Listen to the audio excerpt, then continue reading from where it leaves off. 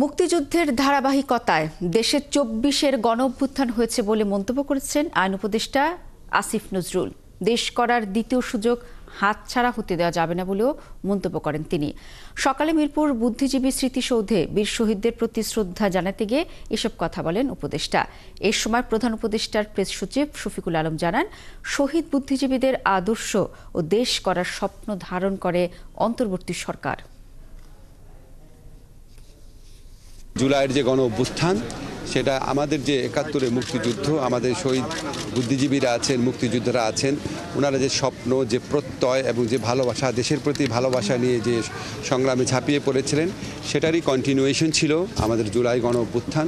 জুলাই গণ অভ্যুত্থানকালেও দেখেছি আমাদের তরুণরা, আমাদের ছাত্ররা জীবনের মায়াকে উপেক্ষা করে গণতন্ত্র, মানুষের অধিকার, বৈষম্যহীন সমাজ প্রতিষ্ঠা, শোষণমুক্ত সমাজ প্রতিষ্ঠার জন্য লড়াই করেছে।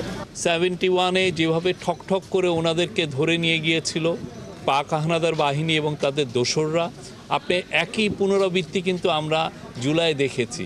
আপনি দেখেছেন যে আমাদের যে 6 জন টপ স্টুডেন্ট লিডার, তাদেরকে কিভাবে ধরে নিয়ে গিয়েছিল। আপনারা দেখেছেন তাদেরকে